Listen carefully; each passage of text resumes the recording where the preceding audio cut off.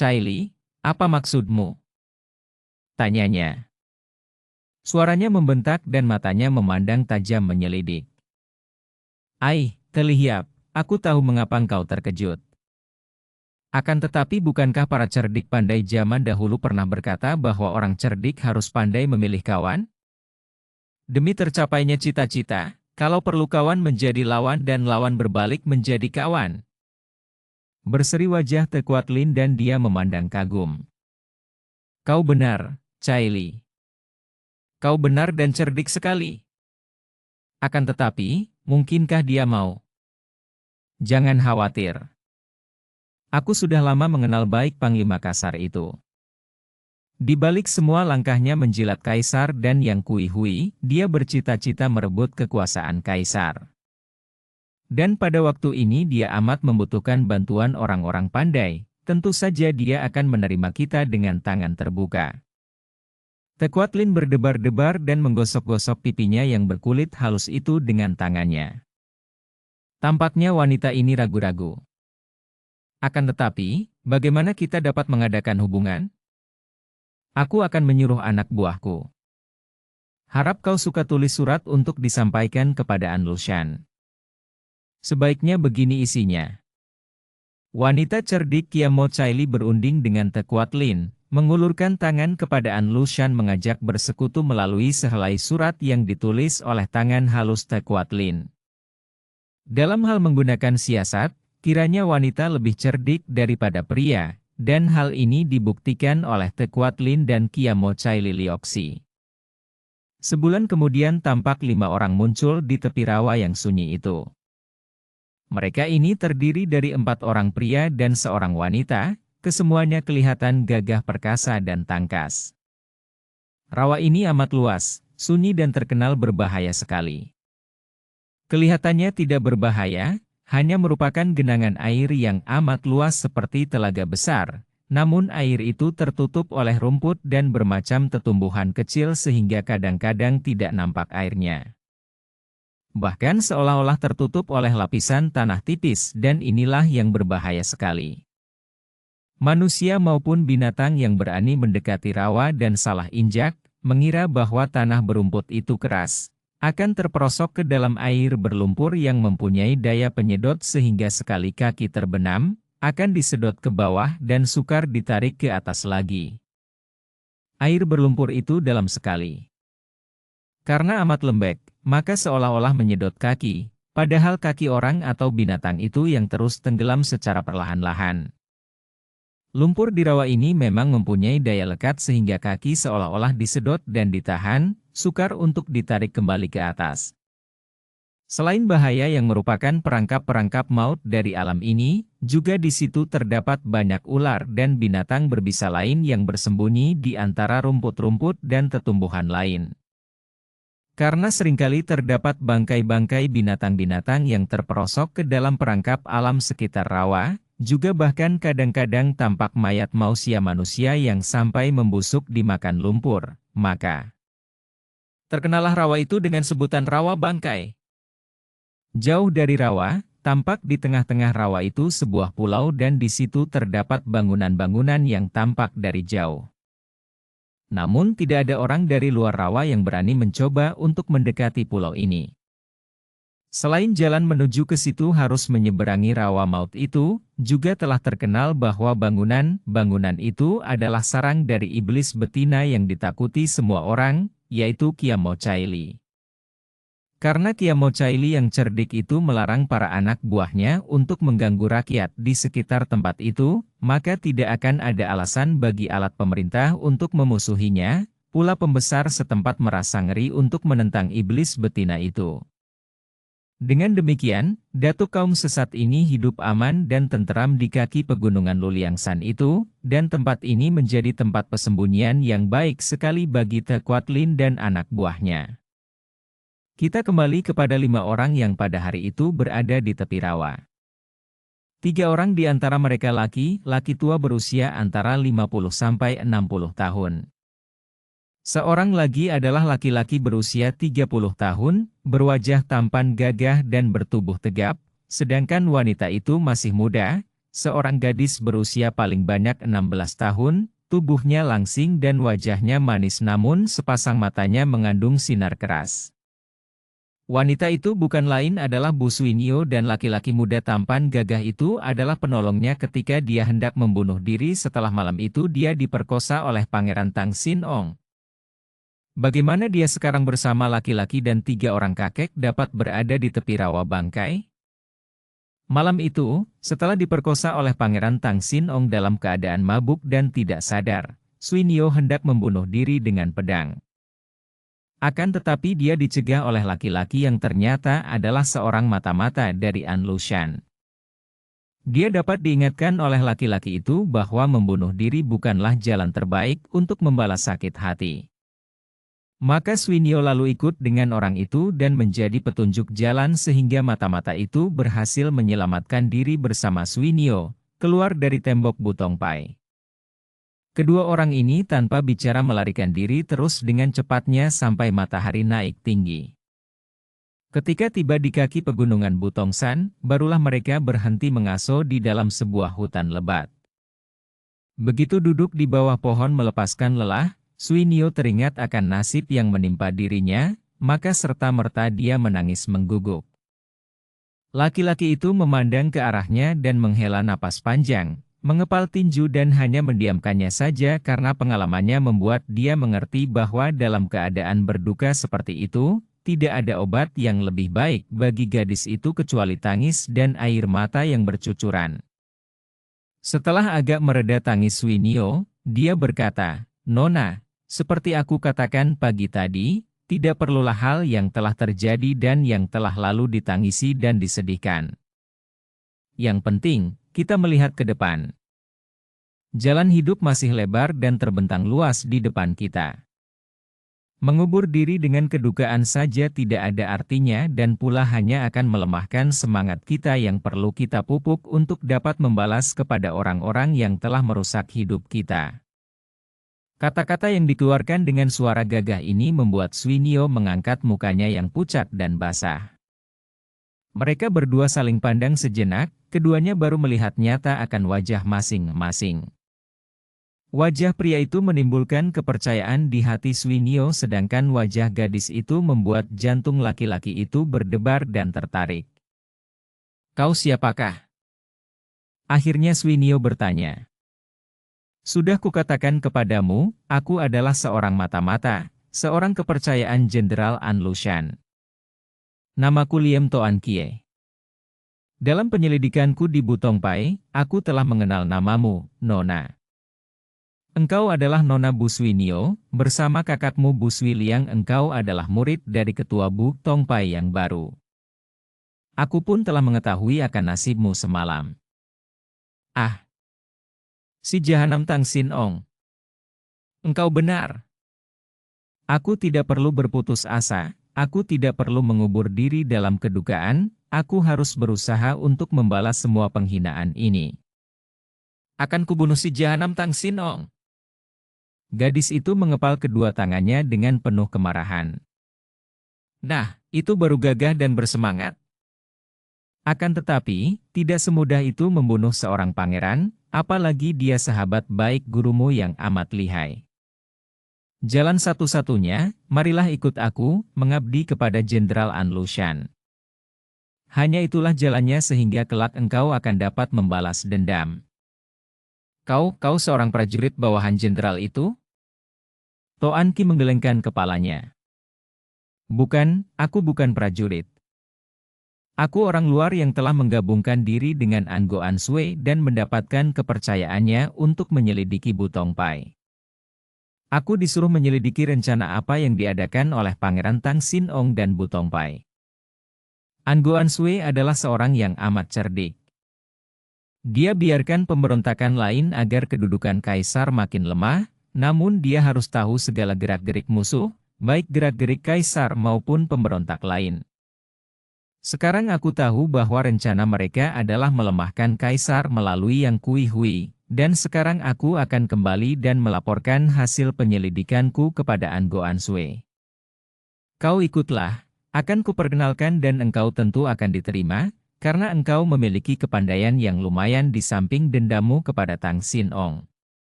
Aku tidak suka menjadi pemberontak. Apakah kau kira aku suka menjadi pemberontak, Nona? Tidak. Aku membantu An Lushan bukan karena aku suka menjadi pemberontak, melainkan karena aku pun sakit hati terhadap pemerintah. Suinio tertarik dan memandang wajah yang gagah itu. Mengapa? Hampir sama nasib kita, Nona, hanya berbeda jalannya saja.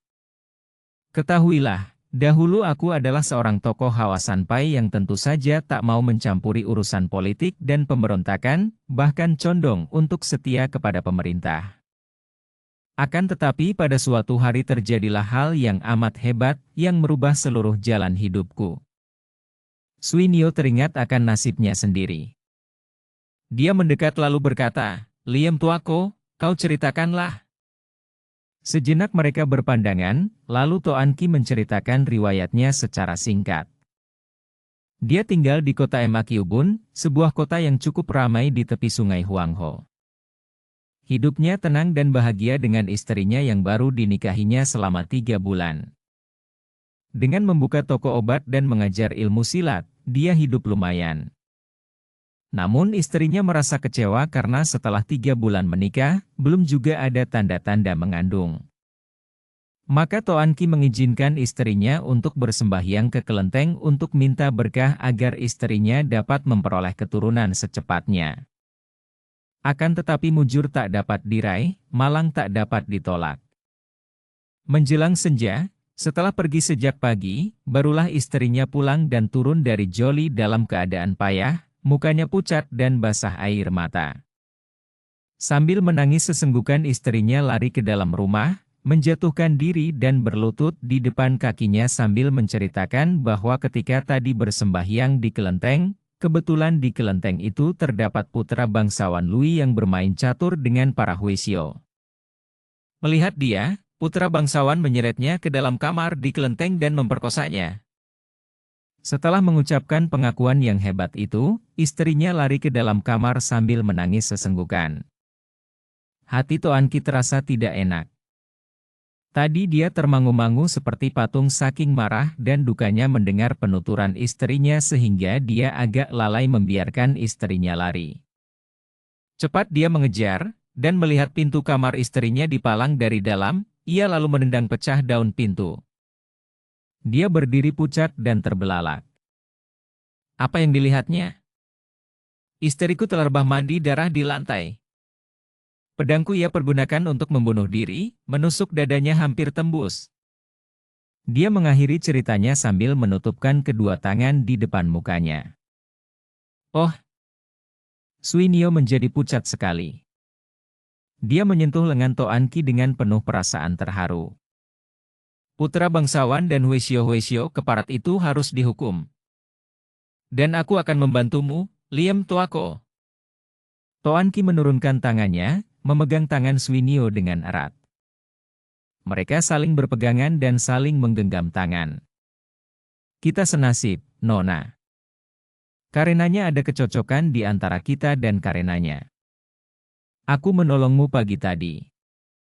Akan tetapi, bicara soal bantu-membantu, akulah yang akan membantumu kelak kalau saatnya tiba untuk membalaskan sakit hatimu. Sedangkan sakit hatiku sendiri sudah kubalas impas dan lunas. Pemuda bangsawan keparat itu telah kubunuh bersama semua huisyo kelenteng itu. Karena itu aku menjadi buronan dan aku terpaksa lari kepada Jenderal An Lushan yang segera menerimaku karena dia membutuhkan bantuan kepandaianku. Ah, engkau baik sekali, tuaku. Dan engkau bernasib buruk sekali seperti aku. Aku merasa beruntung dapat bertemu dan dapat bersahabat denganmu. Baiklah, aku akan ikut bersamamu menghadap Jenderal An Lushan. Demikianlah, Suinio ikut bersama Toan Ki. Benar saja seperti dikatakan laki-laki gagah itu, dia diterima dengan baik di dalam rombongan orang-orang gagah, bukan prajurit yang menjadi pembantu-pembantu An Lushan. Persahabatan Bu Swinyo dengan Lim Toan Ki menjadi makin akrab dan bahkan tumbuh benih-benih cinta kasih di antara kedua orang yang sama nasibnya ini. Lim Toan Ki kehilangan istrinya yang dikawininya baru 3 bulan lamanya. Sedangkan Swinyo kehilangan keperawanannya karena diperkosa oleh seorang pangeran. Akhirnya keduanya bersepakat untuk mengikat perjodohan. Namun Swinyo mengatakan bahwa dia baru mau melangsungkan pernikahan secara resmi apabila sakit hatinya telah terbalas semua. Maka kedua orang ini hidup sebagai dua orang tunangan yang saling mencinta, apalagi karena perjodohan mereka itu direstui oleh An Lushan yang pandai mengambil hati orang-orang yang memiliki ilmu kepandaian yang amat dibutuhkan bantuannya. Pada suatu hari An Lushan memanggil Lim Toan Ki dan Bu Swinyo bersama 3 orang tokoh lain yang merupakan orang-orang berkepandaian tinggi di antara para pembantu An Lushan. Yang seorang bernama Tan Goan Kok, seorang kakek tinggi besar yang terkenal di utara sebagai seorang ahli guakang yang hebat. Kabarnya Tan Goan Kok ini biarpun usianya sudah 50 tahun lebih, tapi dapat menggunakan kekuatan otot tubuhnya untuk mengangkat seekor kerbau bunting. Di samping tenaganya yang besar, juga dia memiliki ilmu silat toya yang sukar dicari bandingannya. Kakek kedua adalah Patjiu Mokai, pengemis iblis tangan 8, seorang kakek yang berusia 60 tahun. Pakaiannya penuh tambalan biarpun bersih dan baru dan selalu memegang sebatang tongkat butut. Semua orang bahkan termasuk An Lushan sendiri menyebutnya Pangcu, ketua, padahal kakek jembel ini hanyalah seorang ketua yang tidak mempunyai anak buah. Patjiu Mokai tidak memimpin suatu perkumpulan pengemis, namun nama besarnya sedemikian terkenal sehingga setiap orang pengemis dimanapun juga akan selalu menyebutnya Pangcu. Sampai ketua para perkumpulan pengemis juga menyebutnya Pangcu. Ilmu tongkatnya amat tinggi dan kabarnya belum pernah kakek ini dikalahkan lawan selama dalam perantauannya sampai akhirnya dia dapat dibujuk membantu An Lushan. Orang ketiga berusia 50 tahun lebih dan berpakaian tosu. Dia memang seorang penganut agama Tu, seorang kakek perantau yang disebut Siok Tojin. Berbeda dengan kedua orang kakek pertama, Siok Tojin orangnya pendiam, tidak terkenal. Namun ilmu pedangnya amat hebat sehingga ketika dia diuji, ilmu pedangnya itu bahkan mampu menandingi tongkat Patjiu Mokai. Setelah Lim Toan Ki, Bu Swinyo, dan 3 orang kakek itu menghadap An Lushan yang memanggilnya, jenderal pemberontak ini lalu menceritakan akan surat dari Te Kuat Lin, bekas ketua Butongpai yang mengajak kerjasama dalam menentang kaisar. Aku sengaja mengutus Ngowai, kalian berlima, untuk menjajaki hati wanita berilmu tinggi ini, apakah benar-benar dia hendak bersekutu? Bu Swinyo adalah muridnya, maka aku mengutusnya untuk mengukur hati gurunya. Kalau dia benar-benar hendak bersekutu, tentu dia tidak akan marah kepada muridnya yang telah melarikan diri dan menjadi pembantuku. Kau menemani dan menjaga tunanganmu, Toan Ki. Dan Pangcu bersama 2 orang Loeng Hyong hendaknya menguji kepandaian mereka yang hendak bersekutu, di samping melindungi mereka berdua ini kalau-kalau terancam bahaya. Demikianlah maka pada pagi hari itu, 5 orang kaki tangan An Lushan ini telah berada di tepi rawa bangkai. Mereka memandang ke arah pulau di tengah-tengah rawa yang tampak dari tempat itu dalam jarak yang cukup jauh, kemudian memandang permukaan rawa dengan wajah membayangkan kengerian.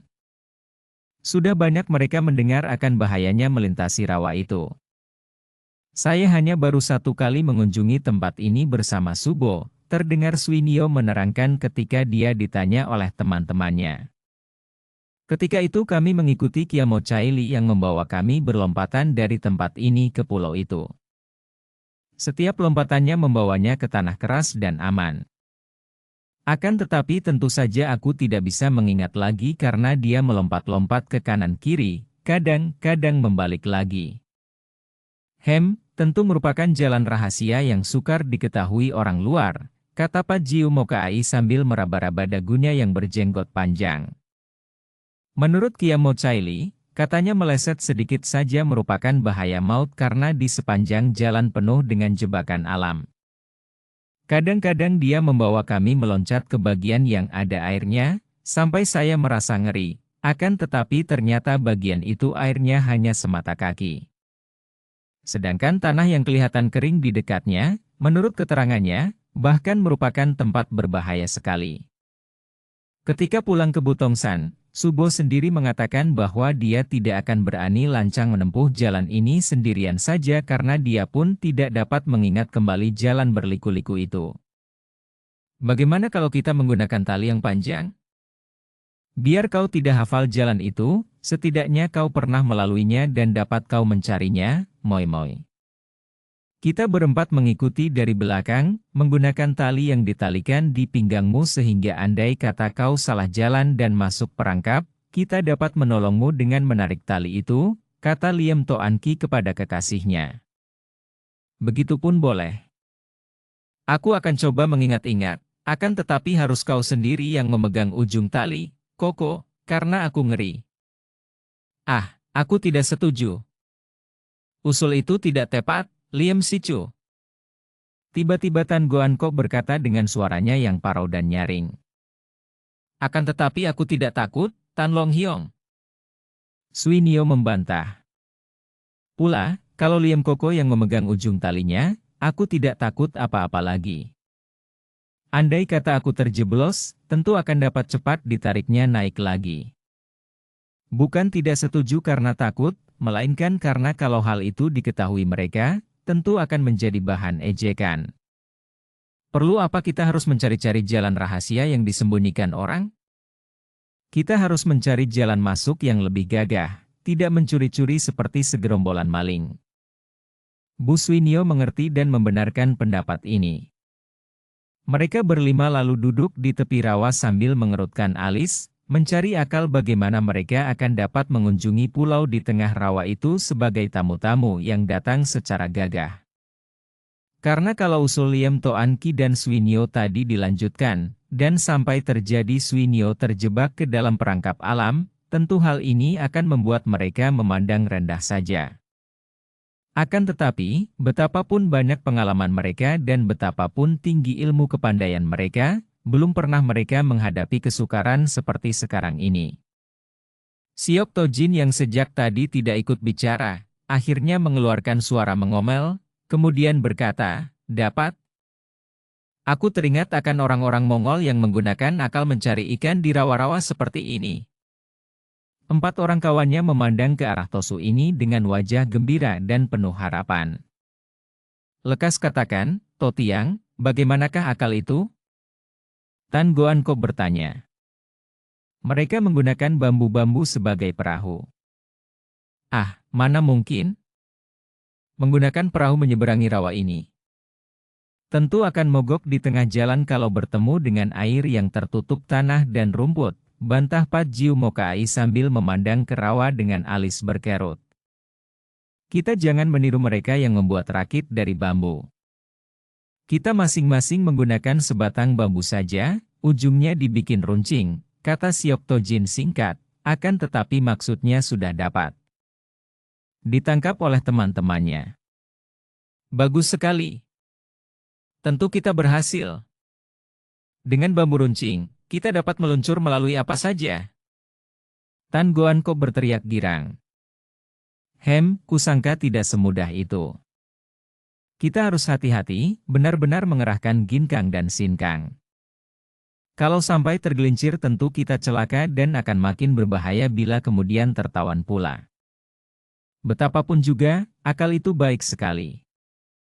Mari kita mencari bambu dan membuat dayung, kata Pat Jiu Mokai yang bersama Siok Tojin dianggap orang tertua dan tertinggi ilmunya. Tak lama kemudian, tampaklah 5 orang itu meluncur di atas rawa bangkai yang terkenal sukar dilalui orang itu. Dilihat dari jauh, seolah-olah 5 orang itu terbang meluncur di atas air rawa. Akan tetapi kalau orang melihat dari dekat barulah tampak bahwa kaki mereka menginjak sebatang bambu besar yang kedua ujungnya telah diperuncing dan mereka menggunakan dayung kayu untuk mendorong bambu yang mereka injak itu meluncur ke tengah. Orang yang tidak memiliki ginkang dan sinkang jangan mencoba-coba untuk menyeberang menggunakan cara seperti ini. Bambu sebatang yang diinjak kaki itu tentu saja amat berbahaya, selain licin juga dapat berputar sehingga kaki dapat terpeleset. Namun, dengan kekuatan sinkang, telapak kaki mereka seolah-olah melekat pada batang bambu sehingga tidak dapat berputar lagi, dan dengan ginkang mereka dapat memperingan tubuh mereka sehingga bambu yang mereka injak itu meluncur cepat ke tengah rawa. Mereka adalah orang-orang yang memiliki ilmu kepandaian tinggi. Yang paling rendah tingkatannya di antara mereka adalah Bu Swinio, padahal wanita ini sudah amat lihai karena semenjak kecil dia telah digembleng pula oleh wanita sakti Tekuatlin, ratu dari Pulau Es. Diam-diam, dari berbagai tempat persembunyian, banyak pasang mata mengintai dan memandang dengan kagum ketika 5 orang itu meluncur datang ke arah pulau di tengah rawa bangkai. Melihat 5 orang itu menggunakan sebatang bambu yang diinjak, melihat mereka itu menggunakan kepandaian membunuh ular dan binatang berbisa lain yang menghadang di tengah perjalanan itu, orang-orang rawa bangkai menjadi kagum dan segera melaporkan kepada Kiamo Chaili dan Tekuatlin akan kedatangan 5 orang itu. Kedua orang wanita sakti ini segera berunding sambil menanti kedatangan mereka. Melihat bahwa Bu Swinio berada di antara mereka, Tekuatlin menjadi marah sekali. "Keparat," desisnya marah. "Murid itu mengantarkan nyawanya ke sini." "Ah, Kelihiap, mengapa marah? Harap diingat bahwa dia bukanlah muridmu yang dahulu, melainkan seorang pembantu An Lushan yang dipercaya. Karena itu, untuk memulai dengan hubungan persekutuan, amatlah tidak baik memusuhi utusan An Lushan," kata Kiamo Chaili. Tekuatlin tercengang dan teringat akan cita-citanya. Memang benar, urusan pribadi harus dikesampingkan kalau dia ingin agar cita-citanya yang amat tinggi untuk putranya itu akan dapat terlaksana. Maka dia lalu mengajak Kiamo Chaili berunding bagaimana cara untuk menghadapi 5 orang itu, utusan-utusan An Lushan di mana termasuk bekas muridnya itu. Kiamo Chaili yang amat cerdik lalu memberi nasihat-nasihat sehingga keduanya dapat mengatur siasat. Biarpun penyeberangan itu amat sukar dan mereka berlima harus membunuh banyak ular berbisa, saling bantu-membantu ketika batang bambu mereka itu menemui banyak halangan, akhirnya 5 orang itu berhasil juga melompat ke atas pulau di mana telah berdiri serombongan orang yang ditugaskan menyambut mereka. Melihat 20 lebih orang yang berdiri seperti pasukan menyambut mereka, Pat Jiu Mokai segera tertawa bergelak. "Hahaha, sungguh bagus sekali penyambutan rawa bangkai terhadap utusan dari Ango Ansue," kata Pat Jiu Mokai. Seorang di antara anggota pasukan itu, yang berjenggot panjang dan bermata sipit, melangkah maju dan memberi hormat. "Selamat datang di rawa bangkai. Karena kami tidak tahu bahwa Cui yang terhormat datang berkunjung, maka kami tidak mengadakan penyambutan di luar rawa. Akan tetapi Cui telah memperlihatkan kegagahan yang membuat kami tunduk dan kagum. Sekarang, silakan Cui semua ikut dengan kami menghadap Hong Hou, Ratu." Diam-diam 5 orang itu terkejut juga sungguh pun mereka tahu siapa yang dimaksudkan dengan sebutan ratu itu. Benar-benar bekas ketua Butongpai adalah seorang wanita yang angkuh dan hendak menerima mereka sebagai seorang ratu. Akan tetapi karena mereka berada di sarang yang berbahaya, mereka tidak banyak cakap melainkan mengikuti pasukan itu menuju ke tengah pulau, di mana terdapat bangunan-bangunan yang kuat dan cukup indah. 5 orang utusan An Lushan itu diterima oleh Tekuatlin, Kiamo Chaili Lioxi, dan Han Buong putra Tekuatlin, di dalam sebuah ruangan yang luas. Muka Swinio agak pucat dan otomatis dia menyentuh tangan Liem Toan Ki yang membalas dengan genggaman seolah-olah hendak menghibur kegelisahan calon istrinya itu. Tentu saja Swinio merasa takut karena dia sudah mengenal watak Subonya yang keras dan kejam, juga maklum betapa lihainya Subonya itu. Dia tahu bahwa andai kata Subonya berniat buruk, mereka berlima tentu akan tewas semua di tempat itu. "Ibu, itu Sui Suci yang telah minggat datang kembali." Tiba-tiba Han Buong berkata sambil menudingkan telunjuknya ke muka Swinio. Swinio tidak dapat berdiam diri lebih lama lagi. Dia maju menjatuhkan diri berlutut sambil berkata, Subo, Tecu harap Subo sudi mengampunkan Tecu. Tekuat Lin memandang tajam sejenak, lalu menghela napas dan menggerakkan tangannya. Dia cukup bermata tajam untuk dapat melihat betapa 4 orang laki-laki yang datang bersama Swinio itu bersikap siap siaga. Kalau dia menurutkan hati panas, lalu turun tangan mengganggu muridnya itu, tentu 4 orang utusan An Lushan itu akan membela Swinio mati-matian. Hal ini sama sekali tidak diharapkannya dan sudah dibicarakannya tadi bersama Kiamo Caili. Maka Tekuat Lin menekan perasaannya dan berkata, bangkitlah, engkau pergi dan menjadi kepercayaan An Goan Sui, tidak terlalu mengecewakan. Lega bukan main hati Swinio. Dia bangkit berdiri lalu berkata kepada Buong, Sute engkau baik-baik saja, bukan? Han Buong yang biarpun masih kecil namun sikapnya sudah seperti orang dewasa itu mencibirkan bibirnya. Ia mendengus seperti orang mengejek, lalu berkata, Suci, baik sekali engkau, ya. Suheng dibunuh orang, dan ibu sampai lari ke sini, akan tetapi engkau malah minggat dan enak-enak saja. Buong, diamlah engkau. Tekuat Lin berkata, lalu melanjutkan kepada Swinio, Swinio, tahukah engkau bahwa kakakmu telah tewas? Swinio mengangguk. Air matanya yang bercucuran segera diusapnya. Tecu sudah mendengar akan hal itu, Subo. Kalau begitu kita sama-sama mendendam kepada pemerintah. Kita lupakan saja semua urusan lama, Swinio, dan baik sekali kalau kita dapat bekerja sama. Agaknya engkau kini sudah dipercaya menjadi utusan An Goan Sui, ya? Swinio cepat menjawab dan memperkenalkan teman-temannya. Tecu hanya menjadi pembantu dan penunjuk jalan saja bersama dia ini. Swinio menunjuk kepada Liam Toan Ki dan mukanya menjadi merah. Siapa dia? Tekuat Lin memandang tajam kepada Liam Toan Ki. Toan Ki cepat maju menjura dengan hormat. Maafkan, Pangcu. Aku bukan ketua Butong Pai lagi, aku adalah bekas Ratu Pulau Es. Jawab Kuat Lin ketus. Maaf, saya bernama Liam Toan Ki dan Bu Moi adalah calon istri saya. Ibu, dia ini yang pernah menyerbu Butong Pai dan dialah tentunya yang membawa minggat suci. Tiba-tiba Buong berkata. Toan Ki diam-diam memuji kecerdikan anak laki-laki itu dan dia terkejut sekali. Benar demikian, saya yang dahulu menjadi petugas An Goan Sui menyelidiki Butong Pai dan kemudian mengajak pergi Bu Moi yang sekarang menjadi calon istri saya. Tekuat Lin mengerutkan alisnya.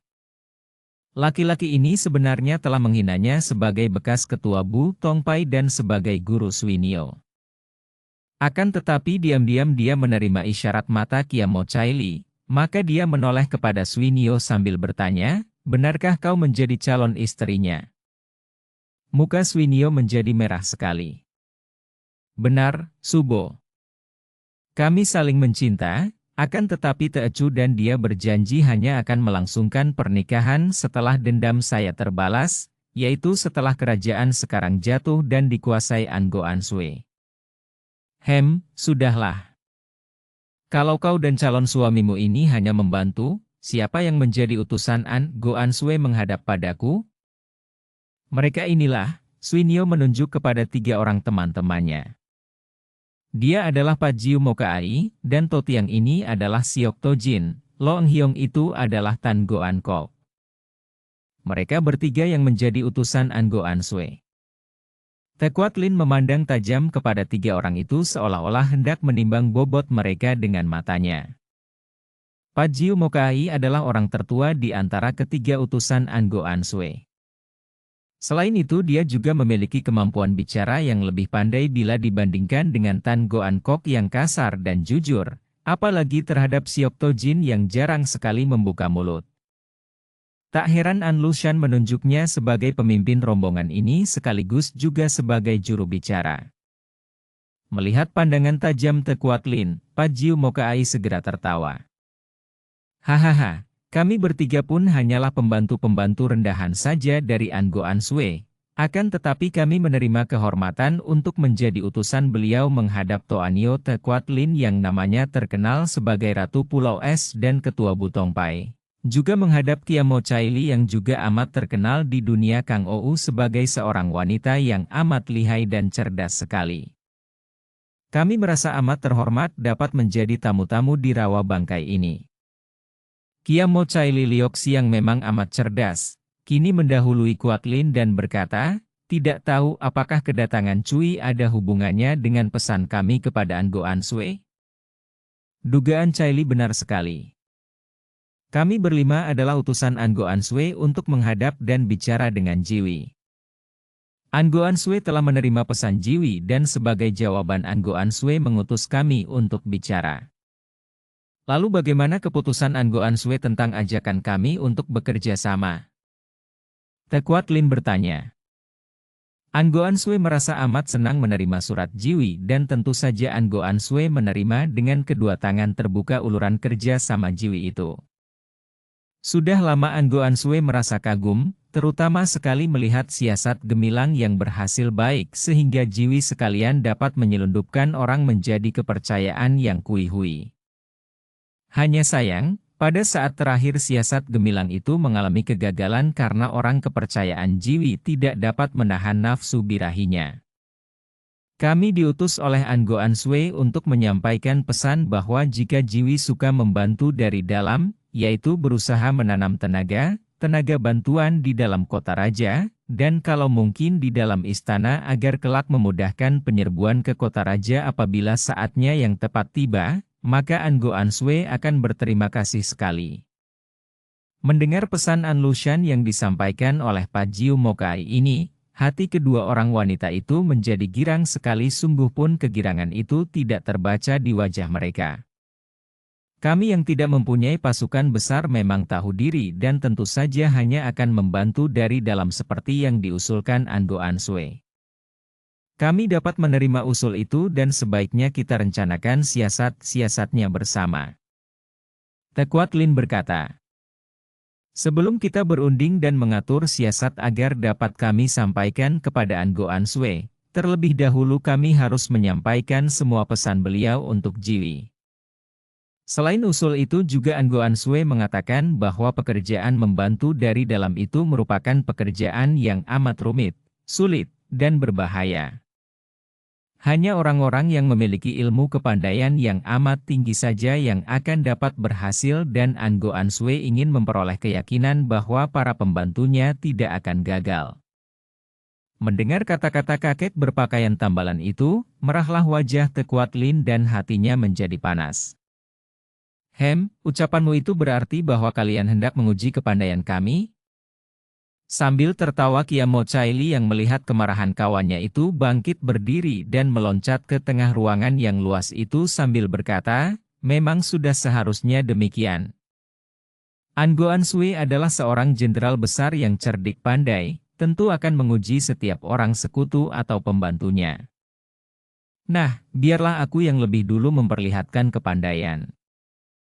Siapakah di antara Cui berlima yang hendak menguji?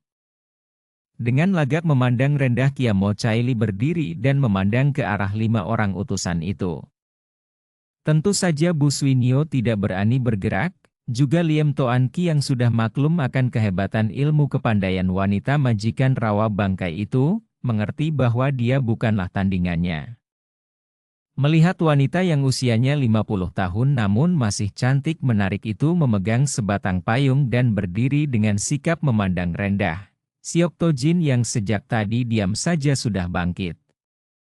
Ilmu kepandaian Tosu ini amat tinggi terutama ilmu pedangnya. Di dalam rombongan itu dia merupakan orang kedua yang terpandai. Biarlah Pinto yang akan menguji, katanya. Pajiu Mokai mengangguk. Memang yang akan menjadi tukang menguji kepandaian 2 orang wanita itu adalah mereka bertiga. Dia sudah mendengar bahwa kepandaian bekas Ratu Pulau Es itu lebih hebat daripada kepandaian Kiamo Chaili, maka memang sebaiknya kalau Siok Tojin yang menghadapi Kiamo Chaili, sedangkan dia nanti yang akan menghadapi Tekuatlin. Kiamo Chaili memandang Tosu itu penuh perhatian, Kemudian sambil tersenyum dia berkata, kalau aku hanya mampu menandingi Siok Tojin, agaknya belumlah patut aku menjadi tangan kanan Ratu Pulau Es dan akan menjadi kepercayaan Anggoan Sui. Akan tetapi hendak kuperlihatkan bahwa aku akan dapat mengalahkan Totiang dalam 10 jurus. Kalau sampai dalam 10 jurus aku tidak mampu mengalahkan Totiang, anggap saja aku tidak becus dan aku akan mengundurkan diri. Ucapan ini mengejutkan semua utusan itu. Biarpun mereka sudah lama mendengar nama besar datuk wanita yang merupakan iblis betina ini, namun Siok Tojin bukan orang sembarangan. Ilmu pedangnya amat tangkas, hebat dan kuat.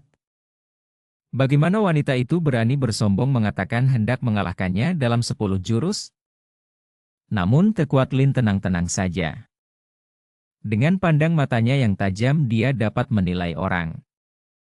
Juga Kiamo Caili bukanlah menyombongkan diri secara ngawur, melainkan dia pun sudah dapat menilai kepandaian Tosu itu dari gerakannya, maka dia berani menantang akan mengalahkannya dalam 10 jurus.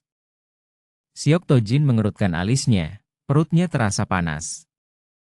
Dia tidak pandai bicara, maka dalam kemendongkolannya dia hanya berkata, seekor kerbau diikat hidungnya, manusia diikat mulutnya.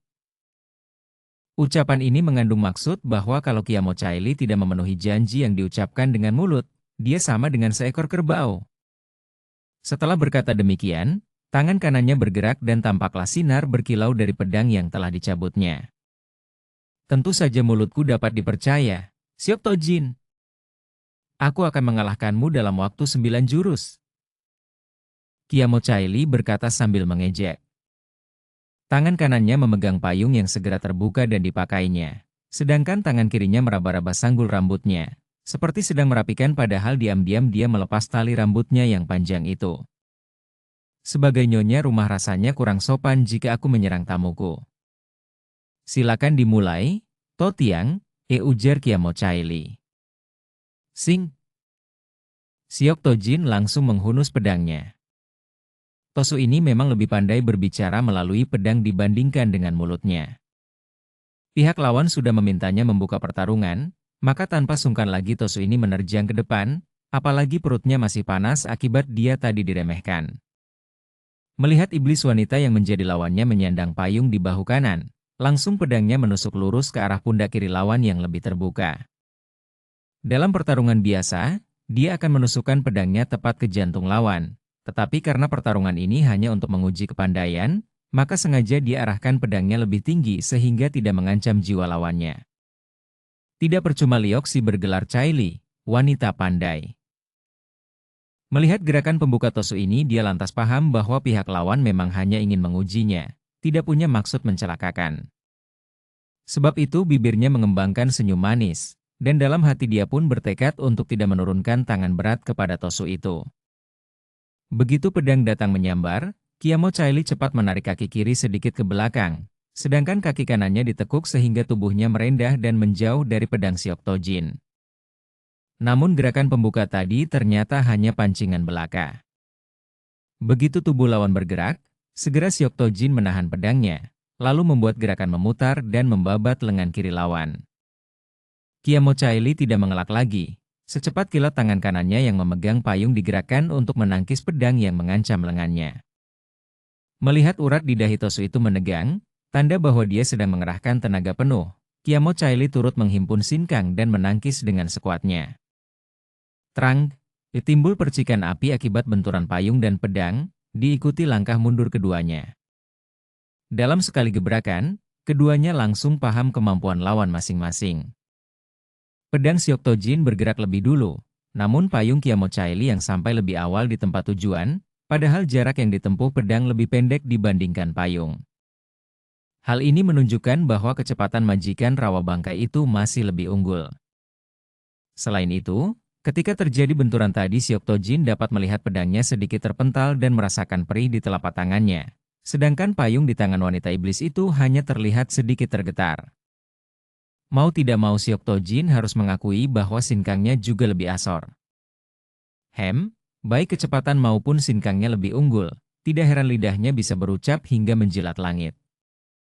Melihat kenyataan ini, sebaiknya aku bertahan saja selama 10 jurus, Hendak kulihat apa yang bisa dia lakukan terhadap diriku.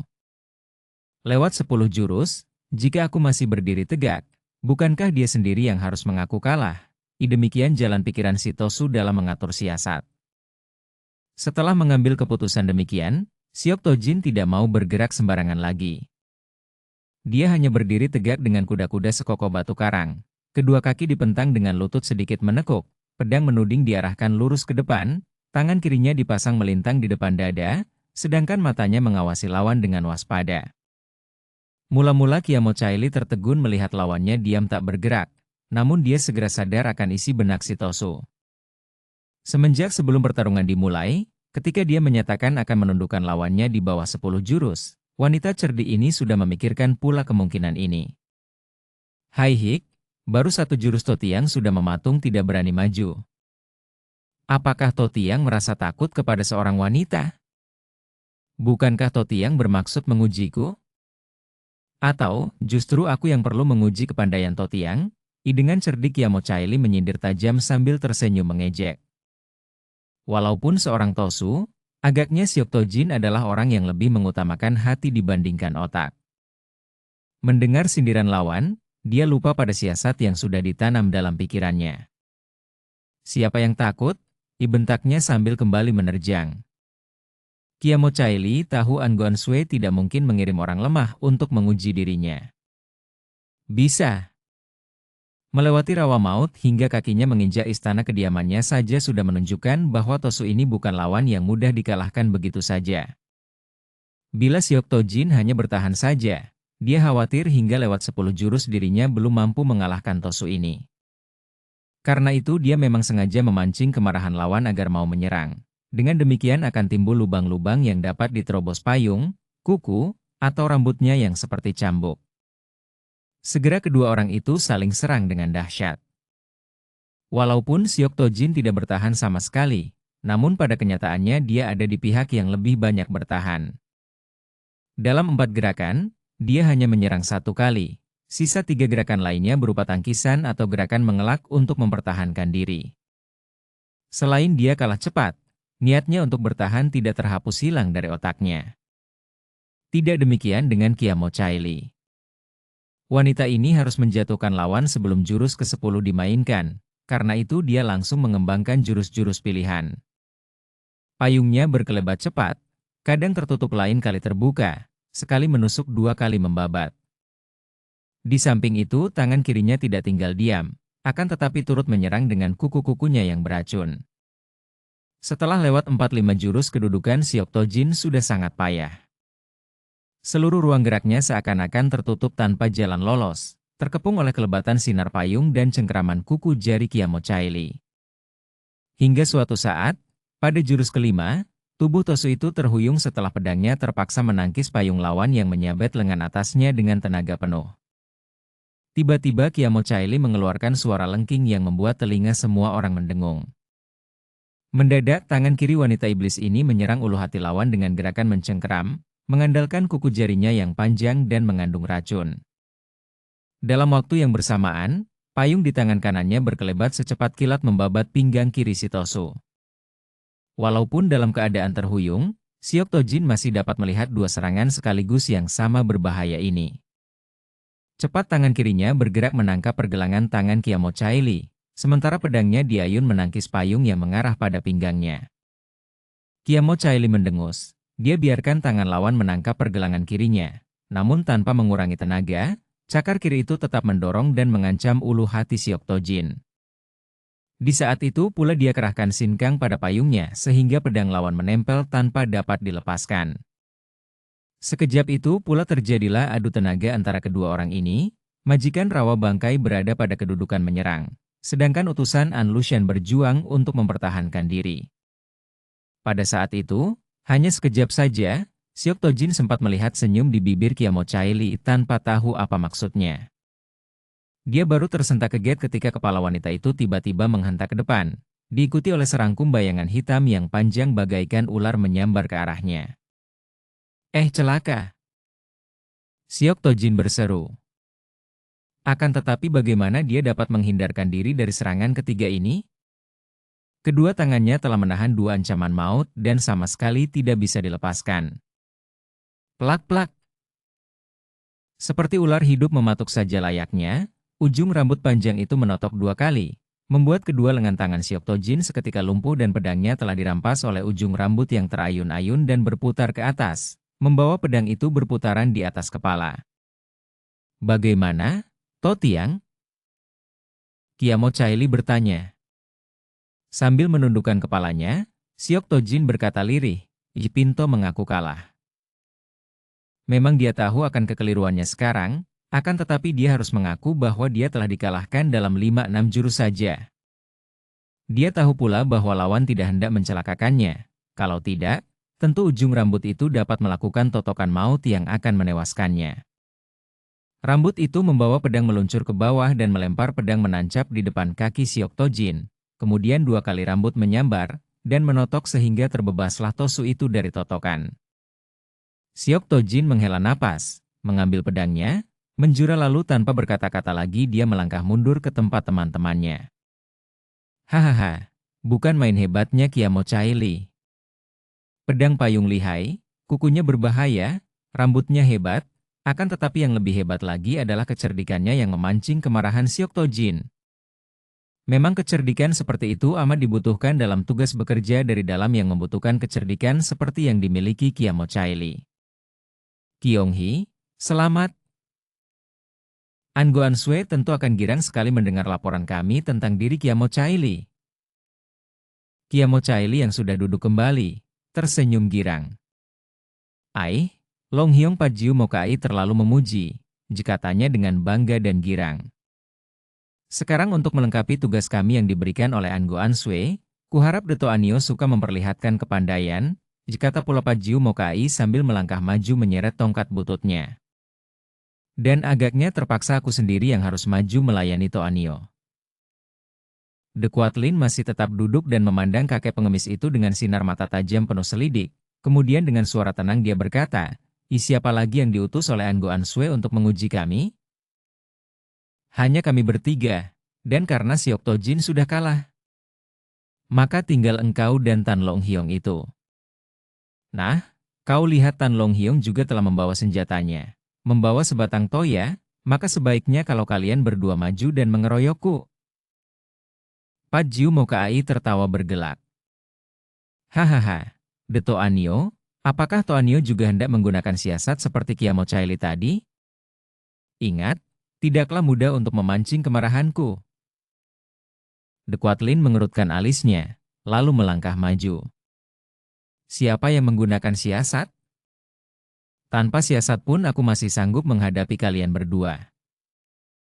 Tiba-tiba terdengar suara Han Buong. Ibu, berikan dia kepadaku. Biar aku yang menandingi pengemis tua itu. Pajiu Mokai diam-diam terkejut. Kalau seorang anak belasan tahun berani menghadapinya, tentu ibunya memiliki kepandaian yang hebat sekali.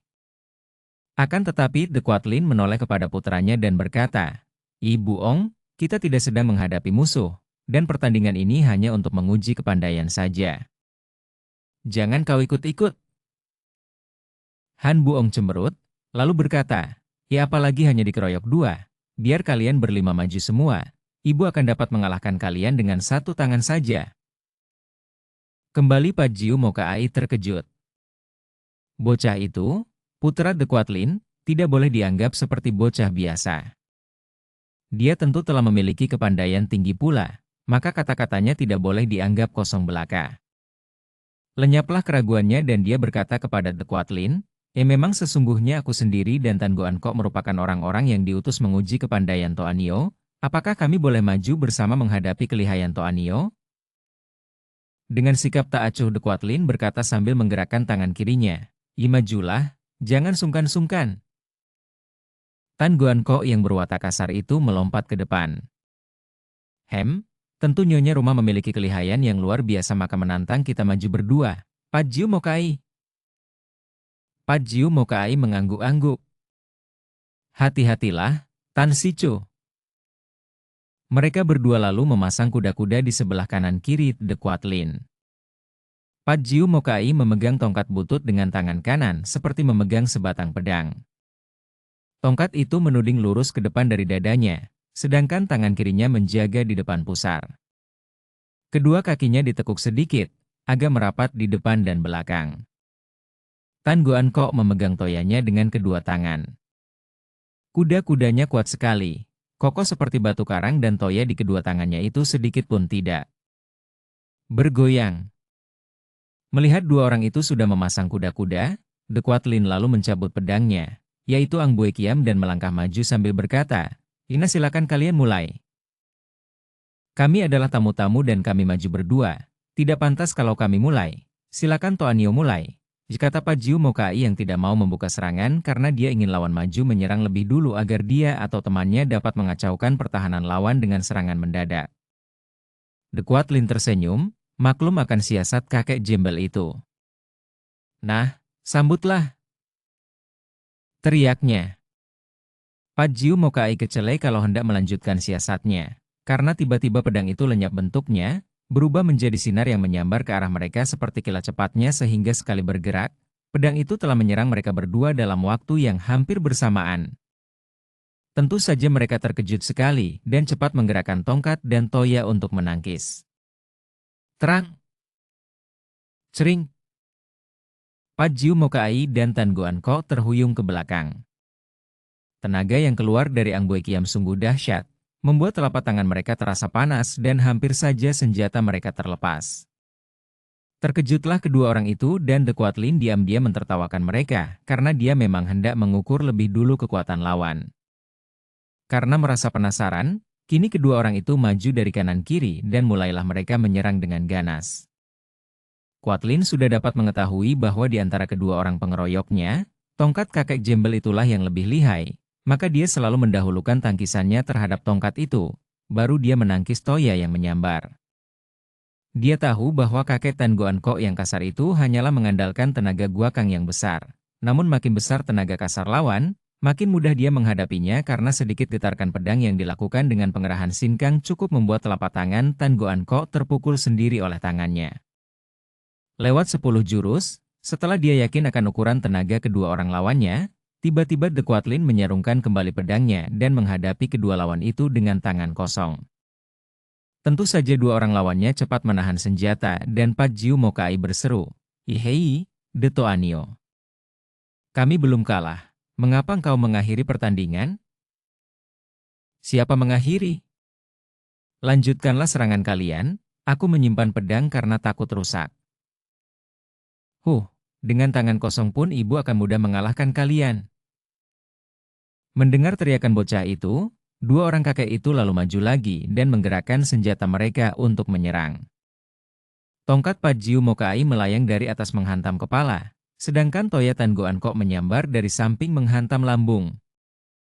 Mereka terkejut setengah mati melihat lawan itu sama sekali tidak mengelak, hanya miringkan sedikit tubuhnya dan meloncat sedikit.